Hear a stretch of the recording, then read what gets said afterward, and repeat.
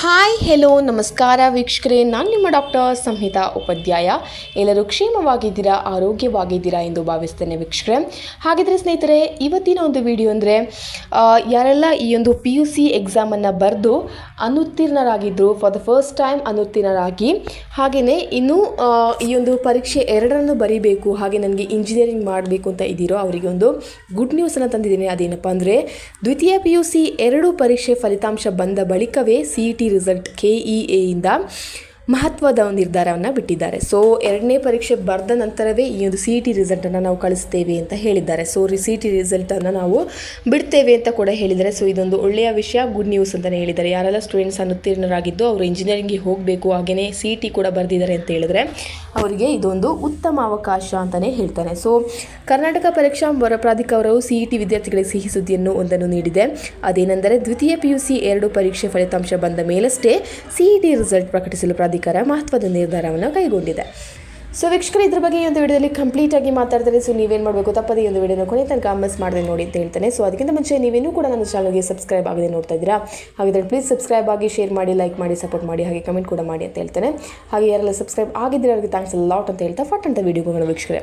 So ಹೌದು, ವಿದ್ಯಾರ್ಥಿಗಳ ಅನುಕೂಲಕ್ಕಾಗಿ PUC ವಾರ್ಷಿಕ ಪರೀಕ್ಷೆ ಎರಡು ಫಲಿತಾಂಶ ಹೊರಬಿದ್ದ ಬಳಿಕ CET ಫಲಿತಾಂಶ ಪ್ರಕಟಿಸಲು ನಿರ್ಧಾರ ಮಾಡಲಾಗಿದೆ ಎಂದು ಕರ್ನಾಟಕ ಪರೀಕ್ಷಾ ಪ್ರಾಧಿಕಾರ ನಿರ್ದೇಶಕ H. ಪ್ರಸನ್ನ ಅವರು ತಿಳಿಸಿದ್ದಾರೆ.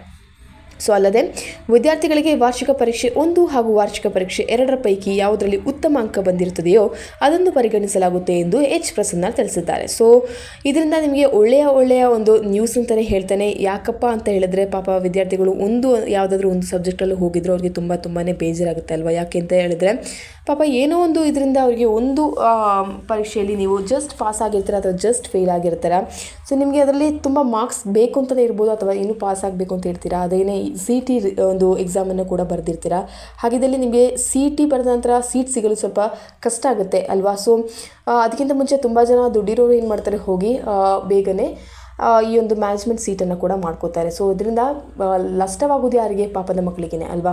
ಸೊ ಅದರಿಂದ ಯಾರಾದರೂ ಜಸ್ಟ್ ಫೇಲ್ ಆಗಿದ್ದರೆ ನಿಮಗೆ ಇಂಜಿನಿಯರಿಂಗ್ಗೆ ಹೋಗಬೇಕು ಅಂತ ಇದ್ದರೆ ಖಂಡಿತವಾಗೂ ನಿಮಗೆ ಹೋಗ್ಬೋದು. ಯಾಕಂದರೆ ಈ ಒಂದು ಪರೀಕ್ಷೆ 2ರ ನಂತರವೇ ಈ ಒಂದು ಮರುಪರೀಕ್ಷೆ ಏನಿದೆ ಇದರ 2ರ ನಂತರವೇ ಈ ಒಂದು CET ರಿಸಲ್ಟನ್ನು ಅವ್ರು ಬಿಡಲಾಗುತ್ತೆ ಅಂತ ಹೇಳಿದ್ದಾರೆ. ಸೊ ಇದು ನಿಮಗೆ ಒಳ್ಳೆಯ ಸುದ್ದಿ, ಅಂದರೆ ತುಂಬ ಒಳ್ಳೆಯ ವಿಚಾರ ಅಂತ ಕೂಡ ಹೇಳ್ಬೋದು. ಸೊ ನೀವು ಇನ್ನೂ ಕೂಡ CET ಎಕ್ಸಾಮ್ ಬರೆದಿದ್ದೀರಾ, ಹಾಗೆ PUC ಫೇಲಾಗಿ ಕೂಡ CET ಎಕ್ಸಾಮನ್ನು ಬರೆದಿದ್ದೀರಾ ಅಂದರೆ ನಿಮಗೆ ತುಂಬ ಒಳ್ಳೆಯ ಅವಕಾಶ ಅಂತ ಹೇಳ್ತೇನೆ. ನಿಮ್ಮ ಛಲವನ್ನು ಬಿಡಬೇಡಿ ಅಂತ ಹೇಳ್ತೇನೆ. ಇನ್ನೂ ಕೂಡ ಓದಿ ಎಕ್ಸಾಮನ್ನು ಪಾಸಾಗಿ ನಿಮ್ಮ ಒಂದು ಕನಸಿನ ಫ್ಯೂಚರ್ಗೆ ನೀವು ಕಾಲಿಡಿ ಅಂತ ನಾನು ಹೇಳ್ತೇನೆ, ಓಕೆನಾ.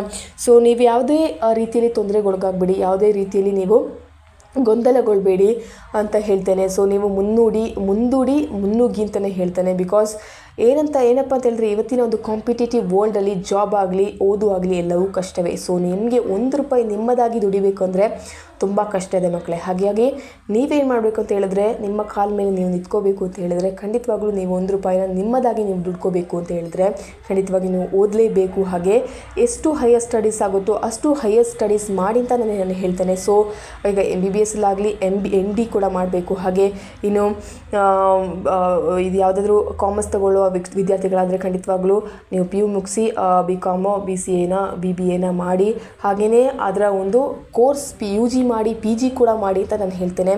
ಸೊ PG ಇಲ್ಲದಿದ್ದರೆ ಇವತ್ತಿನ ಒಂದು ಕಾಂಪಿಟೇಟಿವ್ ವರ್ಲ್ಡಲ್ಲಿ ಯಾವುದೇ ಒಂದು ಬೆಲೆ ಇಲ್ಲ ನಿಮಗೆ, ಓಕೆನಾ. ಸೊ PG ಆದಷ್ಟು BCom ಎಲ್ಲ ಮಾಡಿದರೆ ಖಂಡಿತವಾಗ್ಲೂ ನೀವು ಅದನ್ನು MCom ಆಗಲಿ MBA ಆಗಲಿ ಮಾಡಿ ಅಂತಲೇ ಹೇಳ್ತೇನೆ. ಸೊ ನೀವು PG ಮಾಡಿದರೆ ನಿಮಗೆ ಆದಷ್ಟು ಒಳ್ಳೆಯದು, ಓಕೆನಾ.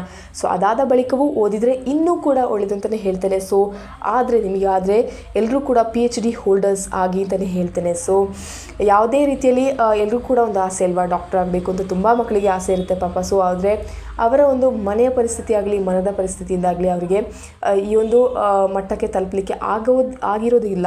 ಸೊ ಆದರೆ ನಿಮಗೆ ನಿಮ್ಮ ಹೆಸರು ಮುಂದೆ ಡಾಕ್ಟರ್ ಅಂತ ಬರ್ಕೋಬೋದು. ಹೇಗಪ್ಪ ಅಂದರೆ PhD ಮಾಡಿ, ಓಕೆನಾ. ಸೊ PhD ಮಾಡಿ ನಿಮ್ಮ ಹೆಸರು ಮುಂದೆ ನಿಮಗೆ ಡಾಕ್ಟರೇಟ್ ಪಡ್ಕೋಬೋದು. ಸೊ ಹಾಗಾಗಿ ನಾನು ಹೇಳ್ತೇನೆ, ನಿಮ್ಮ ಒಂದು ಕನಸನ್ನು ಹೇಗಾದರೂ ನೀವು ನನಸು ಮಾಡಿ ಅಂತ ಹೇಳ್ತೇನೆ. ಸೊ ಹೈಯರ್ ಸ್ಟಡೀಸ್ ಎಷ್ಟಾಗುತ್ತೋ ಅಷ್ಟು ನೀವು ಓದಿ ಅಂತಲೇ ಹೇಳ್ತಾರೆ. ಸೊ ಯಾವುದೇ ರೀತಿಯಲ್ಲಿ ನಿಮ್ಮ ಒಂದು ಓದನ್ನು ಕೈ ಬಿಡಬೇಡಿ. ಯಾವತ್ತೂ ವಿದ್ಯೆ ನಿಮಗೆ ನಷ್ಟವಾಗುವುದಿಲ್ಲ, ಯಾರಿಗೂ ಕಿತ್ತುಕೊಳ್ಳಲಾಗುವುದಿಲ್ಲ. ನಿಮ್ಮ ವಿದ್ಯೆ, ನೀವು ಕಲಿತಂತಹ ಅಭ್ಯಾಸಗಳನ್ನ ಯಾವುದಿದು ಹಣವಲ್ಲ, ಇದು ಯಾವುದೇ ಸಂಪತ್ತಲ್ಲ, ಆಸ್ತಿಯಲ್ಲ. ನಿಮ್ಮಿಂದ ನೀವು ಕಲಿತ ಒಂದು ಆಸ್ತಿಯನ್ನು ಯಾರಿಗೂ ಕಿತ್ಕೊಳ್ಳಲಿಕ್ಕೆ ಆಗೋದಿಲ್ಲ. ಹಾಗಾಗಿ ಎಷ್ಟು ಹೈಯರ್ ಸ್ಟಡೀಸ್ ಮಾಡ್ಬೋದು ಅಷ್ಟು ಹೈಯರ್ ಸ್ಟಡೀಸ್ ಮಾಡಿ, ಓದಿ ಅಂತಲೇ ನಾನು ಹೇಳ್ತೇನೆ. ಓಕೆ, ಮುಂದೊಂದು ದಿನ ನಿಮಗೆ ಇದು ಉಪಯೋಗಕಾರಿ ಹೊರತು ಯಾವುದೇ ರೀತಿಯಲ್ಲಿ ನಿಮಗೆ ನಷ್ಟವನ್ನು ಉಂಟು ಮಾಡೋದಿಲ್ಲ. ಓಕೆನಾ? ಸೊ ಈ ಒಂದು ವರ್ಡ್ಸ್ನ ನಿಮ್ಮ ಮೈಂಡಲ್ಲಿ ಇಟ್ಕೊಳ್ಳಿ. ಮುಂದೊಂದು ದಿನ ನೀವು ಈ ಒಂದು ವಿಷಯಗಳನ್ನ ಮರು ಕಳಿಸಿ ನೋಡಿದ್ರೆ ನಿಮಗೆ ಈ ಒಂದು ವಿಷಯಗಳ ಬಗ್ಗೆ ಅರ್ಥವಾಗುತ್ತೆ ಅಂತ ನಾನು ಹೇಳ್ತೇನೆ. ಓಕೆನಾ? ಸೊ ಈ ಒಂದು ವಿಡಿಯೋ ನಿಮಗೆ ತುಂಬಾ ಹೆಲ್ಪ್ಫುಲ್ ಆಗಿದೆ ಅಂತ ಹೇಳ್ತಾ ಈ ಒಂದು ವಿಡಿಯೋನ ಸ್ಟಾಪ್ ಮಾಡ್ತೇನೆ. Until then see you, it's me doctor Samhita Upadhyaya. ಧನ್ಯವಾದಗಳು. Thank you.